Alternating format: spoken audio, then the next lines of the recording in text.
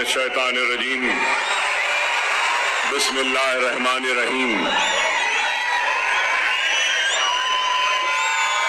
دیکھ کر میرے جنون کو ناز فرماتے ہوئے،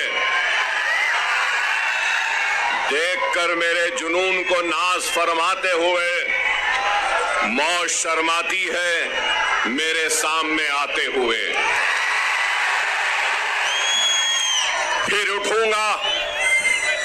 اٹھوں گا ابر کی مانند، بل کھاتا ہوا، گھومتا پھرتا، گرجتا گونجتا گاتا ہوا، ولولوں سے برق کی مانند لہراتا ہوا، موت کے سائے میں رہ کر مور پر چھایا ہوا، موت کے سائے میں رہ کر موت پر چھایا ہوا۔ کام ہے میرا تغیر، نام ہے میرا شباب، میرا نعرہ اتحاد اتحاد اتحاد۔ یہ جوش ملی آبادی کے غزل کے اشعار ہیں، اور جوش آپ سے معافی مانگتا ہوں کہ اس میں نے کچھ ترمیم کی ہے، اور ترمیم کہاں کی ہے کہ کام ہے میرا تغیر، نام ہے میرا شباب، میرا نعرہ انقلاب انقلاب انقلاب۔ تو میں نے اس کو میرا نعرہ اتحاد اتحاد اتحاد کہا ہے۔ بے شک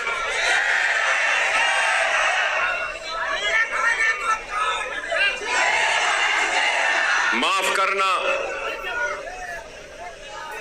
مجھے یہ نعرہ پسند نہیں، میں شیر نہیں ہوں، میں محمد مصطفیٰ صلی اللہ علیہ وسلم کا غلاموں کے غلاموں کے غلاموں کے غلاموں کے غلاموں کے جوتیوں کا دول ہوں، میں شیر نہ ہوں، نہ مجھے شیر بننا ہے۔ 10 سال پہلے بھی اگر مہاراشٹرا کا رخ کیا تھا تو آپ کو شیر بنانے کے لیے رخ کیا تھا۔ کیا شیر بننا ہے؟ شیر بننا ہے آسان سا ہے، نماز کے پابند بن جاؤ، قرآن کو ترجمے سے پڑھو، سنت رسول اللہ کو اپنے زندگی کا حصہ بنا لو، یتیموں کے سر پر ہاتھ رکھو، بیواؤں کی مدد کرو، ظلم کے خلاف آواز بلند کرو، اور دنیا تمہیں شیر کہہ کے پکارے گی۔ آسان 10 سال پہلے بھی اگر آپ کے درمیان میں آیا تھا تو اتحاد کے پیغام کو لے کر آیا تھا، اس اتحاد کے ذریعے ناانصافیوں کو انصاف میں بدلنا چاہتا تھا، حق تلفی کو حق میں تبدیل کرنا چاہتا تھا، ناانصافی کو انصاف میں بدلنا چاہتا تھا، اور ہمارے وجود کے ذریعے ہم کو ختم کرنے والوں کو یہ پیغام دینا چاہتا تھا کہ یہ ملک جتنا ماتھے پہ تلک لگانے والے کا ہے، سر پہ پگڑی باندھنے والے کا ہے، اتنا ہی یہ ملک چہرے پہ داڑھی رکھنے اور سر پہ ٹوپی پہننے والے کا بھی ہے۔ یہی پیغام تھا، اور یہی कोशिश थी जिसको लेकर हम आगे बढ़े थे 2014 में, और उस 2014 में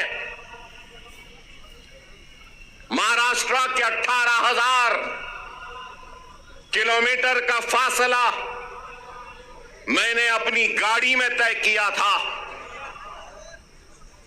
अपनी जान को हथेली में रखकर डराया गया, धमकाया गया, लेकिन न डरे न घबराए, बेखौफ होकर बेबाकी के साथ इज़ारे हक को बयान किया और सिर्फ आपसे अगर इल्तिजा की, आपसे दरखास्त की और आपसे अगर गुजारिश की तो सिर्फ और सिर्फ इत्तेहाद, इत्तेहाद और इत्तेहाद कहा। मैं ये भी याद दिलाऊं कि अकबरुद्दीन ओवैसी 10 साल पहले भी अगर आया था तो इत्तेहाद के लिए आवाज को उठाई थी, दरखास्त की थी, तो अपने इस शेरवानी के दामन को फैलाकर अपने कलमगो भाइयों के सामने एक इत्तेहाद का भिखारी बनकर अपनी शेरवानी के इस टुकड़े को आगे बढ़ाया था और यही कहा था कि ये इत्तेहाद का भिखारी आया है, तुम अपने इत्तेहाद की खैरात मेरे दामन में डाल दो।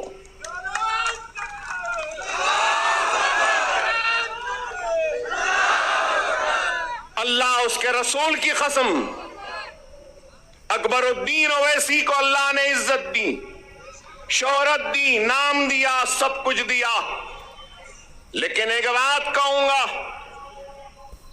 मजलिस इत्तेहाद अल मुस्लिमीन के सबसे छोटे और सबसे आखिर का अगर कोई लीडर है तो अकबरुद्दीन ओवैसी है। न पहले बड़ा बनने की ख्वाहिश थी, न आज है। मैं तो सबसे छोटा हूं, इनसे भी बड़े हैं, और इनके बाद और आपके बाद में मैं हूं। इस चीज को याद रखो, इस चीज को याद रखो। इल्तिजा की, आपसे दरखास्त की और आपसे अगर गुजारिश की तो सिर्फ और सिर्फ इत्तेहाद, इत्तेहाद और इत्तेहाद कहा। मैं ये भी याद दिलाऊं कि अकबरुद्दीन ओवैसी 10 साल पहले भी अगर आया था तो इत्तेहाद के लिए आवाज को उठाई थी, दरखास्त की थी, तो अपने इस शेरवानी के दामन को फैलाकर अपने कलमगो भाइयों के सामने एक इत्तेहाद का भिखारी बनकर अपनी शेरवानी के इस टुकड़े को आगे बढ़ाया था और यही कहा था कि ये इत्तेहाद का भिखारी आया है, तुम अपने इत्तेहाद की खैरात मेरे दामन में डाल दो।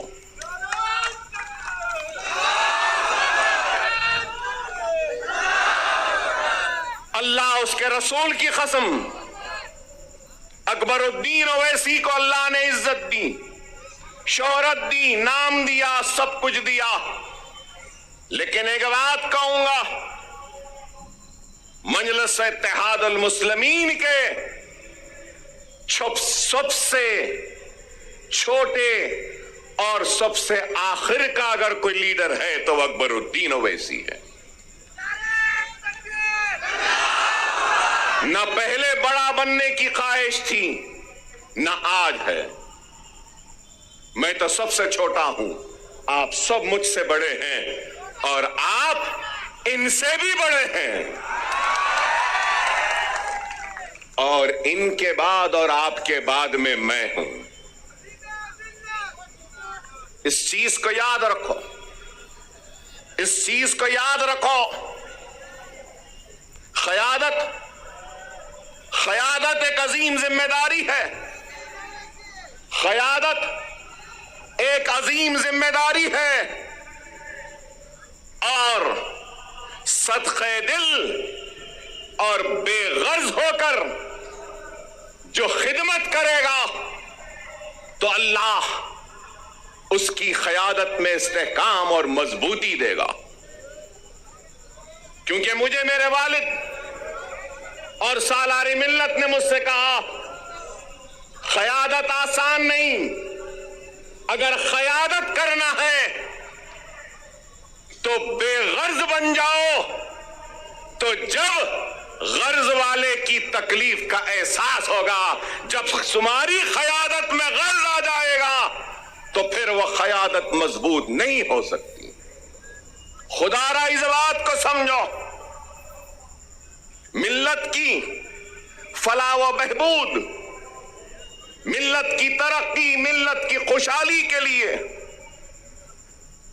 اپنے ذات کی خوشیوں کی قربانی دینی ہوگی.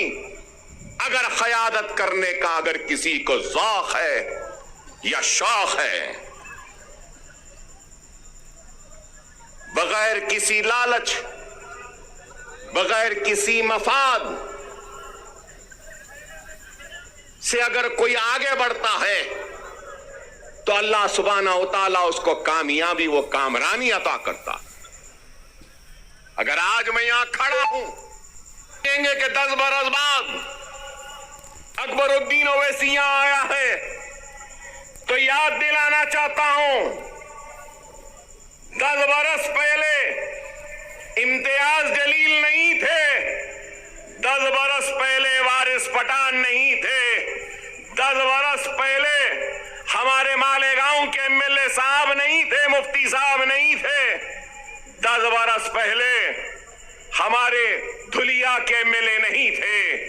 ارے میں قیادت بنانے آیا تھا, قیادت بنی, مہاراشٹرا کی باغ و دوڑ ان ذمہ دار ہاتھوں کے حوالے کیا اور ان ذمہ دار ہاتھوں نے اس قیادت کو آگے بڑھانے کی, لے جانے کی بڑی ہی ایمانداری کے ساتھ, پورے خلوص کے ساتھ کوشش کی.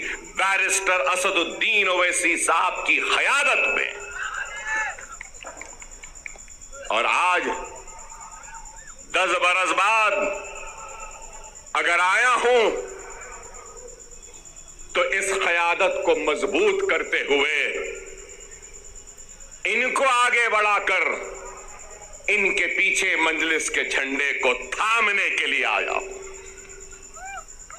اکبر الدین اویسی کو کبھی کسی چیز کی خواہش و حسرت نہیں, ہر وقت یہی پیغام وہ دعوت دیتا رہا, آج بھی دے رہا ہوں.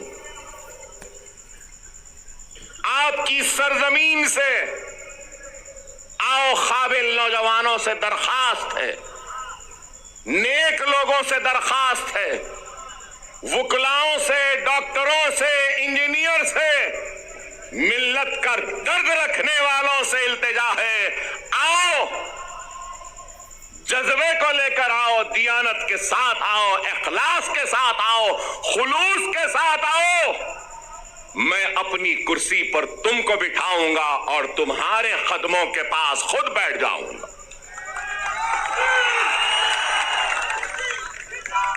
جماعتی زندگی میں شخصیتوں کی اہمیت نہیں ہوتی, یاد رکھو. شخصیتیں آتی رہیں گی, جاتی رہیں گی, جماعت قائم و دائم رہے گی. جماعت کی اہمیت ہے, اکبر الدین اویسی کی بھی اہمیت نہیں ہے, جماعت کی اہمیت ہے اور یہ اتحاد کی اہمیت ہے. اگر یہ اتحاد ہے, جماعت ہے, تو یقین مانو ہم شیر ہیں. اگر یہ اتحاد نہیں, جماعت نہیں, تو پھر کچھ بھی نہیں. خدا را سمجھو, آج انتخابات کا وقت ہے. انتخابی میدان میں کئی جماعتیں ہیں, ہزاروں جماعتیں میں کہوں گا، اور شاید میں غلط نہ ہوں تو وڈرال کے بعد قریب 4000 سے زائد امیدوار اپنی قسمت آزما رہے ہیں۔ 4000 سے زائد بے شمار جماعتیں۔ 10 سال پہلے بی جے پی تھی، شیو سینا تھی، اور راشٹروادی کانگریس تھی، کہیں پر سماجوادی پارٹی بھی تھی، لیکن آج کانگریس ہے،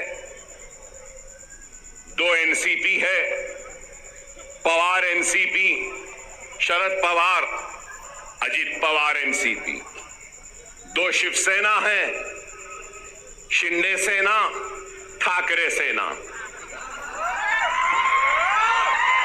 ارے آپ اندازہ لگائیے کتنی پارٹیاں ہو گئی۔ میرا ایک ہی سوال ہے، ہندوتوا پہ عمل کرنے والی جماعتیں شیو سینا، بھارتیہ جنتا پارٹی، صحیح ہے نا؟ ہندوتوا، اب ہندوتوا کی آئیڈیالوجی پہ قائم رہنے والی شیو سینا کے 2 ٹکڑے ہو گئے 2 ٹکڑے۔ آئیڈیالوجی تو دونوں کی ہے ایک ہی۔ اب سوال یہ ہے کہ کانگریس نے ادھو ٹھاکرے سے اتحاد کیا، پوار نے ادھو ٹھاکرے سے اتحاد کیا، اور ایک تو میں یہ پوچھنا چاہتا ہوں ادھو ٹھاکرے جی، کیا آپ ہندوتوا کا سبق راہل اور پرینکا گاندھی کو پڑھانے میں کامیاب ہو گئے یا نہیں ہوئے؟ میرا سوال ہے، راہل و پرینکا، کیا آپ کانگریس کے سیکولرزم کا سبق پڑھانے میں ادھو ٹھاکرے کو کامیاب ہوئے یا نہیں ہوئے؟ پھر میرا سوال ہے، شرد پوار صاحب، کیا آپ سیکولرزم کا یا آپ کی جو بھی آئیڈیالوجی ہے اس کا سبق ادھو ٹھاکرے اور اس سینا کو پڑھانے میں کامیاب ہوئے، یا ادھو ٹھاکرے ہندوتوا کا سبق پڑھانے میں آپ کو کامیاب ہوئے؟ یہ میرا سوال ہے۔ چلو یہ ان کا ہو گیا، تو اب دوسری طرف اب ہم دیکھتے ہیں کہ اجیت پوار، تو میں پوچھنا چاہتا ہوں کہ اجیت پوار شنڈے کے سبق کو پڑھ لیے، سمجھ لیے، یا شنڈے نے پوار کو نیا سبق پڑھایا، نیا سکھایا، یا پھر بی جے پی نے اجیت پوار اور شنڈے کو سبق پڑھا دیا، یا پھر اجیت پوار نے اپنے کرپشن کا سبق مودی کو اور یوگی کو پڑھا دیا، وہ سمجھ گئے؟ بتاؤ کیا ہے؟ کہاں ہے آئیڈیالوجی؟ کہاں ہے بنیادی اصول؟ ارے ان کے پاس کوئی بنیادی اصول نہیں، کوئی آئیڈیالوجی نہیں۔ اگر کچھ چاہیے تو ان کو اقتدار چاہیے، ان کو گدی چاہیے، ان کو تخت چاہیے، لیکن ہم کیا سمجھتے ہیں؟ جو لوگ یہ سمجھ رہے ہیں کہ مجلس اتحاد المسلمین وہ امتیاز جلیل اورنگ آباد سے ناکام ہو گئے اور وہ کامیاب ہو گئے، تو ان احمقوں کو، ان نادانوں کو، ان ناسمجھوں کو یہ کہنا چاہتا ہوں، مجلس اتحاد المسلمین وہ ہے جو دلوں کو فتح کرتی ہے، حقیقی فاتح وہ نہیں جو جیتے اور زمین کو فتح کر لے، حقیقی فاتح وہ ہوتا ہے جو دلوں کو جیتتا ہے اور دلوں کو فتح کرتا ہے۔ ہمارا کام دلوں کو جیتنا ہے، دلوں کو فتح کرنا ہے۔ ہمارا کام اقتدار کے کرسیوں پر بیٹھ کر مزے لوٹنا نہیں ہے۔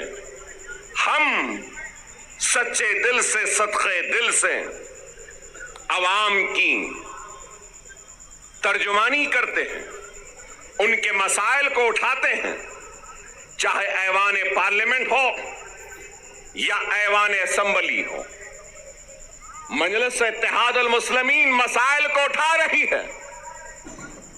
مجلس اتحاد المسلمین بے شک مسلمانوں کی آواز بنتی ہے، مسلمانوں کے مسائل کو اٹھاتی ہے، لیکن اس کے ساتھ آواز بھی بنتی ہے، دلتوں کی بھی آواز بنتی ہے، تو ہر کسی کی آواز بنتی ہے، بیکورڈ کلاس کی بنتی ہے، او بی سی کی بنتی ہے، مراٹھا سماج کی بنتی ہے، تو ہر سماج کی آواز بنتی ہے۔ بے شک اکبر الدین اویسی مسلمان ہیں، میں لا الہ الا اللہ محمد رسول اللہ کلمہ پڑھنے والا مسلمان ہوں، مجھے ناز ہے مسلمان ہونے پر، تو مجھے فخر ہے ہندوستانی ہونے پر۔ میں فخر سے کہتا ہوں کہ میں ہندوستانی ہوں۔ ہم ہر ایک کے مسائل اٹھاتے، یہاں پہ بیٹھے ہمارے دلت سماج کے لوگ ہیں، دوسرے سماج کے لوگ ہیں، بیکورڈ کلاسز کے ہیں، مسلمان بھی ہیں، ہر کوئی ہے۔ میں یہی بات کہنا چاہتا ہوں، ہاں مسلمان کی آواز بن کر ہم مسلمان کے مسائل کو اٹھاتے ہیں، میں اٹھاتا ہوں، مجھے شرمندگی نہیں ہے اس بات کا اقرار کرتے ہوئے کہ مسلمان ہوں، مسلمانوں کی آواز بنتا ہو، مسلمان کی تکلیف کو بیان کرتا ہو، مسلمان کی حق طلبی پہ لڑتا ہو، مسلمان کی حق کی لڑائی لڑتا ہو، اور ناانصافی پر آواز کو بلند کرتا ہو، اس لیے کہ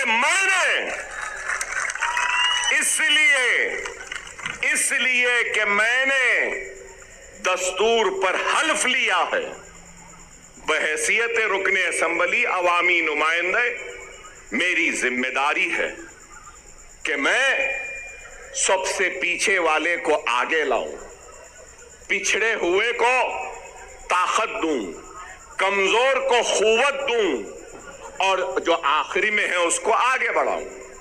کیا لیڈر کی یہ ذمہ داری نہیں؟ کیا کوئی یہ اس بات سے انکار کر سکے گا کہ ہندوستان کی سب سے بڑی اقلیت مسلمان روزی روٹی، کپڑا، مکان، تعلیم، خوشحالی میں سب سے پیچھے ہے؟ اور آج ہماری کوشش وہ پیچھے جو مسلمان ہیں اس کو آگے لائیں، ہماری کوشش وہ پچھڑا ہوا مسلمان اس کو آگے لائیں۔ اللہ اس کے رسول کی قسم، جب مسلمان آگے آ جائے گا تو اگر پیچھے برہمن رہے گا تو اس برہمن کو بھی آگے لانے کا کام ہم کریں گے، کیونکہ ہم نے دستور پہ حلف لیا ہے، پچھڑوں کو، کمزوروں کو آگے بڑھانا ہماری ذمہ داری ہے۔ یہ ہماری سوچ ہے، لیکن ہماری سوچ کو میڈیا ہاؤسز، ابھی امتیاز جلیل صاحب نے مجھ سے کہا کہ ان کے ساتھ ساتھ وہ آپ کے دوست آئے ہیں، تو یہ ہمارے دوست کمیونل ہیں، ہم کو بتاتے ہیں کہ ہم بھڑکاؤ بھاشن دیتے ہیں، بھڑکاؤ نہیں دیتے، ہم حق بیان کرتے ہیں۔ وہ الگ بات ہے کہ ہماری حق بیانی کا جواب ان کے پاس نہیں ہوتا تو اس کو بھڑکاؤ بنا دیتے ہیں۔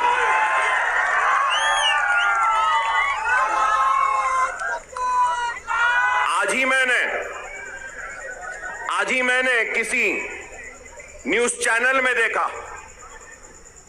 جس میں یوگی آدتیہ ناتھ نے اپنی تقریر میں کہا کہ بٹو گے تو کٹو گے. لوگ کافی بات پر، مگر میں یہ کہوں گا بیف کے نام پر، ماب لنچنگ کے نام پر، گھر واپسی کے نام پر، سر پہ ٹوپی پہننے کے نام پر، داڑھی پالنے کے نام پر جو تم کاٹ رہے ہو، کیا یہ تمہاری نفرت ہندوستان کے سب سے بڑی اقلیت سے، کیا یہ ملک کو کمزور نہیں کر رہی ہے؟ اس کا جواب دو مجھے. اگر ہندو اور مسلمان کو تم لڑاؤ گے، ہندو اور مسلمانوں کو نفرت کراؤ گے، تو کیا یہ ملک کو کمزور کرنے کے برابر نہیں ہے؟ اور اگر میں کہہ رہا ہوں میں اکبر اویسی مسلمان، لا الہ الا اللہ محمد رسول اللہ کلمہ پڑھنے والا مسلمان